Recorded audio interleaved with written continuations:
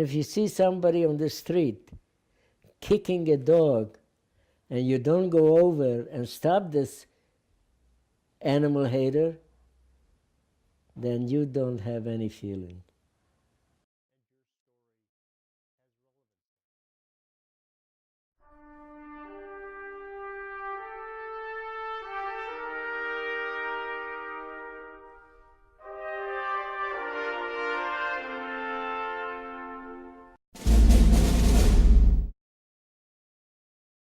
In 1933, Hitler achieved his political takeover of Germany. His aggressive foreign policies were heinous, leading to the bloodiest global war in history. On September 1st, 1939, Adolf Hitler began his invasion of Poland. 2 days later, on September 3rd, Britain and France responded by declaring war on Germany, thus beginning the conflict between the Allied and Axis powers known as World War II, a war that would affect all of mankind. A decade before the breakout of the war, an only child was born in Hungary, 100 miles south of Poland. This child was named Abby. My name is Abi Weiner. I was born in a town called Sziget. That was, when I was born there was Romania. Prior to that, it was part of Austria-Hungary Empire. And in 1939, when the war went on, it became occupied by Hungary. And I was born in 1929 in December. I'm an only child. My parents, they tried to have a sibling, but it didn't work. And my father was a merchant of leather goods, and we had a small tannery. And the process of that was always very novel to me because I always liked to see what my father was doing. And life was as normal as can be under parents that try to protect their children. The town Sziget was approximately 30-some-odd thousand people. About 14,000 were Jews. So it was a nice Jewish community. They had a lot of rabbis. I had one grandmother who lived with my father's mother, who lived in our house until she passed away. She was a widow. And I had my other one, my mother's parents. They lived in a town called Felsőviső. I had a lot of social friends, but the family was our main thing that held us together. But tragedy was soon to strike. Abby was just 15 years old when the Germans took over Hungary and installed the Hungarian regime. So what they did, they consolidated a section, emptied out the houses, and put them into other living quarters, and they brought in people. But nobody expected what was going to happen. Till later on, they made an edict that all the Jews from this part of town to the other will be put into the ghetto. Eventually, they succeeded. And you could only carry X amount that you were able to take with you. So you needed utensils and needed some extra clothes and things like that. The wind-up was that as it got seriously more, you find out later how the manufacturing of the killing machine in Germany became more up to date. They transported more people out of town. And 1944, just before Passover, there was a regulation that after Pesach, everybody will be put into the ghetto. Now there was a panic at the time because they knew nobody was going to come back. At least they didn't see anybody come back. The Hungarian arrowheads, they were like the Gestapo, the SS. They were assisting the police, and they were in charge of everything. And prior to going out, you couldn't go out after that. There was a regulation. Then they issued a regulation you have to put on a star. So when you leave the ghetto, you can be identified who you are. And that became really the thing that started to think in the unknown, what's going to happen to us. Abbey, his family, and the last of the villagers of Sighet are assigned a rendezvous location. Here, they will be organized and loaded into tightly packed trains. A single bucket is handed out per railroad car for the passengers to relieve themselves. On the train, most of the time, you were one next to each other. You couldn't even move. And before you turn around, whatever ration food you had is disappearing. And your people are eating it up. And then you come through a town, you look outside the window, and you see it's in Czech, Czechoslovakian language. So we knew where we were going. We were going east. And then before you know it, a couple of days later, then we see in Polish. So we knew we were going east. And the thing was that every time the train had to stop to fill water for the engines, they opened up and the SS were saying, I'm giving you a warning. Anybody that has any jewelry on you, I'm going to put a bucket here, and you better put it in there, or else you're going to get shot. We arrived in a town, and we didn't know it was around 10, 11 o'clock at night, and we are in the wagon. We thought they were going to open it up. They waited till about 3 in the morning. Birkenau, otherwise known as Auschwitz Camp II, was one of the major concentration and extermination camps in Poland. Birkenau was established on October 8, 1941, and it was primarily used for mass murdering Jews. We finally get out, and you leave your suitcase there. Don't touch it. Put your name on it. Don't touch it. So the event we saw, we started to line up men and women. Later on, you found out, speaking to people who were there, that the women that went to the left, or the guys, or the old people, they were eliminated the same night they arrived. That's why you don't have their names on a list. My mother, my other relatives, any woman or children or anything, that they were exterminated, that same thing, they didn't need a list.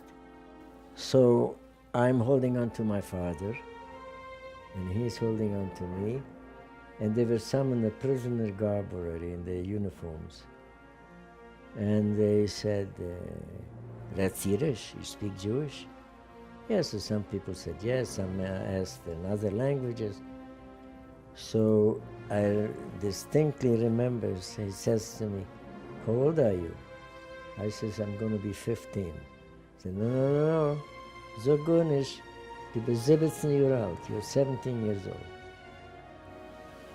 I says, okay. And my father was 52 at the time. No, you're 45. Sure enough, you go through the routine, you come up front, these guys with the polished boots and the baton, left, right, left. And there were some people there who were there a number of years. And they said, why did you let yourself be, didn't you know what was going on? And some people said no, and the other one said, der Oberster, God will help. That's when this guy who was there, must have been a number of years, he says, you see that smoke down there? That's how you're going to go to God. Nobody understood. Because not everybody heard about mass murder. We knew about shooting. You were smelling the odor, and it took a number of hours. And they said, I want you to go in, make sure that you put your clothes down, remember where you put it. And that was one process. The other one, everybody will get sheared hair. People with beards, people with that, under the arms, men, women, everybody. And they had a disinfectant vat. And you had to either immerse yourself, because they were afraid of sicknesses. There's one thing, if you have a whole lot of people dying off, they can't use them for labor anymore. So they made sure that all of these things is only the strong, able-bodied one. And eventually, we went through the process. And then there was lectures. 100 different ways to keep you outside, or run in and out, weigh you down to the point that you will fall into the palm of the hand. You didn't have to be a psychiatrist. You have to be a guy with a baton, a sadist, not caring for human beings. And when you see a mother holding a little kid, and the kid is crying, and he is, "Du verfluchte Jude," shut the kid up, grabs it and throws it on the ground. That's when you realize you're not dealing with normal people. Auschwitz was the worst of all German concentration camps. It's estimated that at least 1.3 million people were sent to Auschwitz. Many perished due to brutal treatment, malnourishment, and terrible living conditions. But by far the greatest evil that resided there was the gas chambers. One of the 5 crematoriums capable of burning 340 people every 24 hours. Out of the 1.3 million people sent there, about 1.1 million of them died or were murdered. I even said, "Is there a God?" Because later on, I used to go to Cheder and daven, and said, the rabbi used to say, "If you believe in that, and you put on tefillin, and you do this, you see all your wishes will come true." Then I changed my mind when I wound up in a coal mine worker. And I said, that's not my God. To this day, I have a hard time. So we finally got into a barrack, and they give you utensils. All right, they start off, they're going to give you coffee in one of those mess kits that have. And he says, "You better hold on to this, because you're not going to get another one." And the same thing, one of the prisoners, there who were talking to us says, "If you have a good pair of shoes, you better hold on to them, because somebody will steal them." And then he points, "You know those wooden clog shoes like in Holland? That's what you're going to wear. And wrap your feet around with newspapers. So make sure you hold." So we tried to make sure that we held on to it with dear life. So from there, after you get there, then they start the speeches. And if you're here, and if you're going to work, and if you're going to listen to our request and command and what have you, you will be in good shape, and you'll even be going home. And unfortunately, some people were so naive that they were talking, "Oh, we're going to go home." That went on until the Russians were advancing to Auschwitz. We went through the routine, and then they went ahead and they were taking your names and so forth, and then they started tattooing. It's 7705. My father's number was 7706. When I came to the tattoo guy, he says, "Oh, you're a little kid," in Yiddish. "I'm going to make you small numbers," because some of them were big. They didn't care how it looked. So he says, "I'll make you a small one." So he says, "Fine. How about my father?" Says he'll have the same. So we were there, and then they started splitting up the unit to different camps, because Auschwitz had a lot of satellite camps. So we were put on a list to go out of Auschwitz, and we didn't know where we were going to go. And my father was the last name on the list. And after lunch, you're going to get on the truck and you're going to leave. They read off the list, he's not on the list. So to me, like the earth opened up. And I said, how come? So one of the capos said, oh, don't worry, he's going to go follow you. And I couldn't accept that. I haven't been separated from him since I can remember. He used to go on business trips to different villages in town. I would go along with him. Wherever it was like this. So I couldn't accept it. But I found out later, he was sent to Dunne, which was an IG Farben complex. They made artificial rubber, they made ammunition, and he was in the same group with Elie Wiesel, our neighbor who lived in our house, Meisner. Most of the people from Siget were in that group.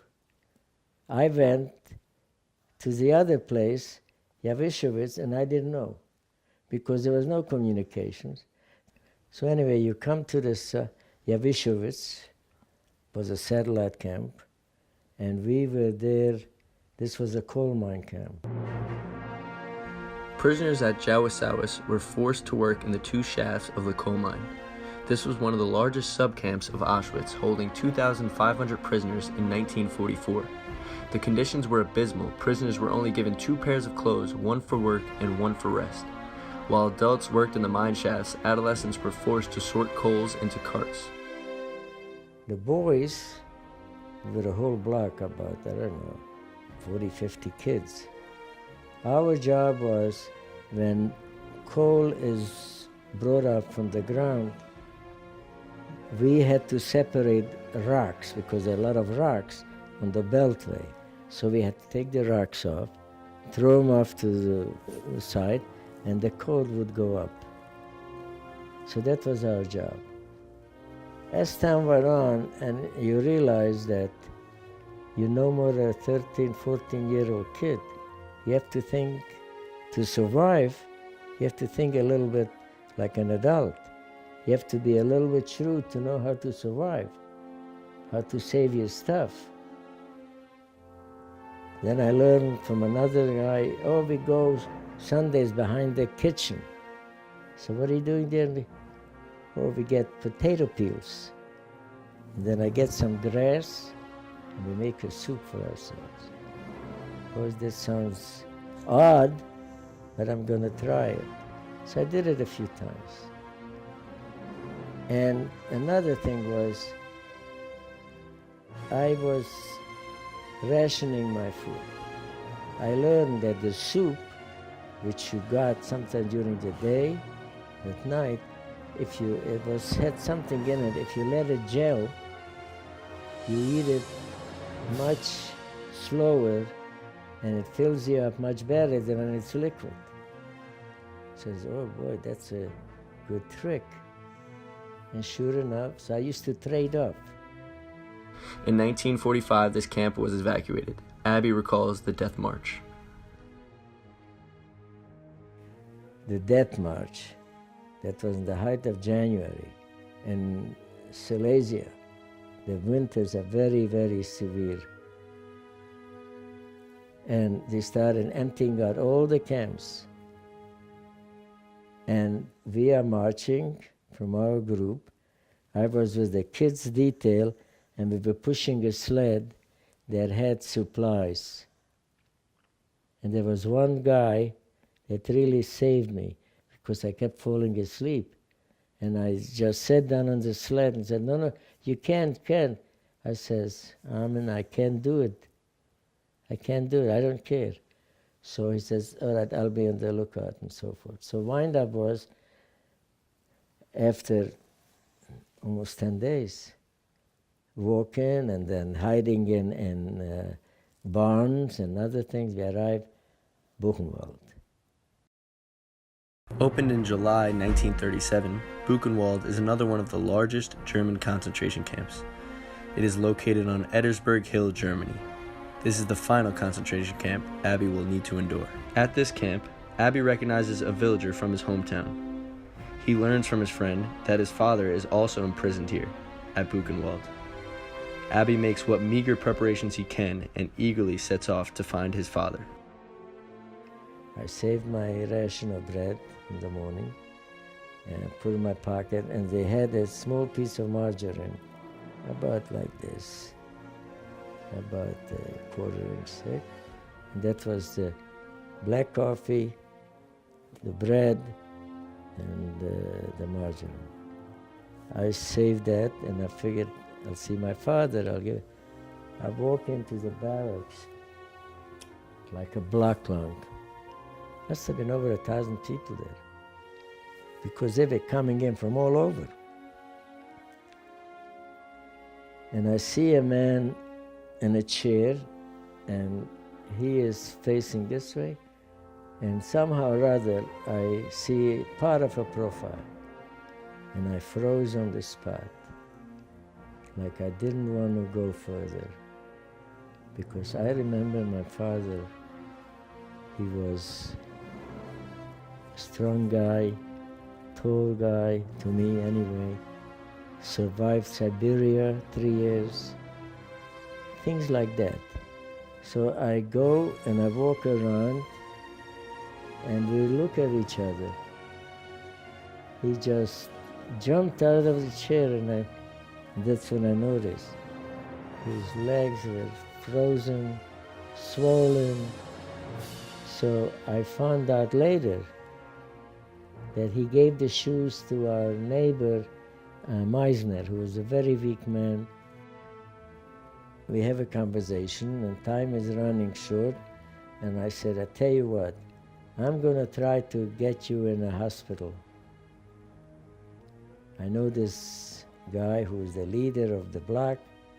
His father is a doctor. Maybe he'll be able to get you in. So with that, I said, here, I brought you some bread, and it was a tough goodbye. I just could not accept it. And I realized how he was really head below the belt in the gut. So I went back and I saw this guy, Otto. His name was Otto Exinger. And I pleaded and I cried to him. I says, your father is a doctor. See if you can get him in. He says, you don't want him to go into the hospital because they're not going to do anything for him. And he'll wind up in and out right away to the crematorium. So, but I'll give you medications. He gave me Sif for swelling and bandages and other things. And he gave me an extra ration of bread. And he gave me a canteen of soup. And sure enough, that's next day I go back and try to, I said, no, don't worry. Then he sits down and he says, I want to tell you, just remember, you know, your mother's brother, you have an uncle in America. So I knew what he was leading me on to. I says, Tata, don't start off. We're going to be together and we're going to go back home. I don't want to hear you. No, but I just tell you, keep it in mind. His name is Sam Leibowitz. And he went there in the early 1900s. He ran away before the First World War. So anyway, we spent some time in there. I come back the next day, and his neighbor, who was from our hometown, comes to me and says, listen, if you bring food for your father, you make sure that he eats it in front of you. I says, why? Maybe he's not hungry then. He says, I said, why? He says, somebody saw he put some bread under his pillow. They beat him up at night under the stay. So that was the top of humanity. I lost all respect because animals don't treat themselves like that.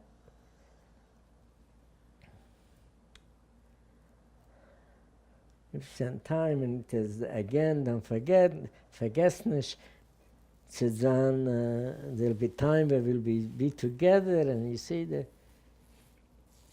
I says, okay, but I assured him, he had a gold watch,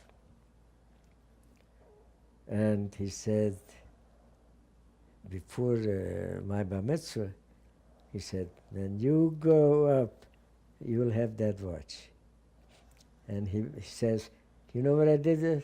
We had a shed in the end of the courtyard. So he says, I buried in the corner there. I says, don't talk narishkeit. You and I, we're going to see, we're going to get out of here. The Ruskies are not far from here. You'll see that.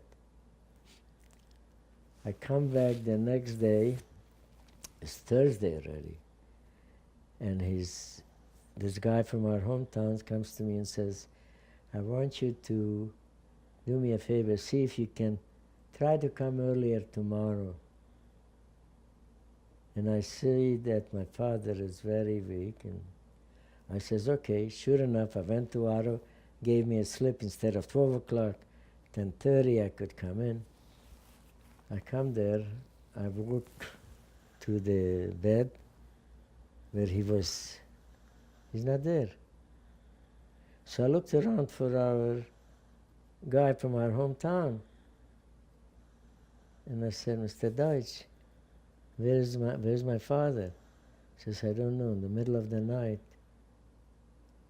he passed out, or died or whatever, they took him out. Well, I tell you, I couldn't believe it. And I saw when you came into the barracks, there were dead bodies stacked up one on top of the other like logs. And I couldn't accept the fact that he just disappeared. I went looking at arms, his numbers, to see if I see his number. Well, anyway, I didn't know that I saw him for 4 days. And to me, was the biggest loss in humanity, and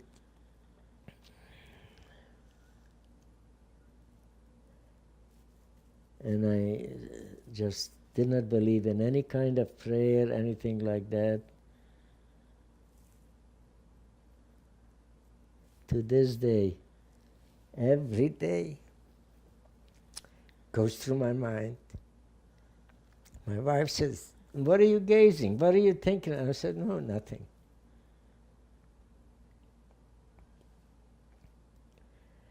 Because I don't think, unless somebody went through that, nobody will be able to digest the bestiality, like I said before, the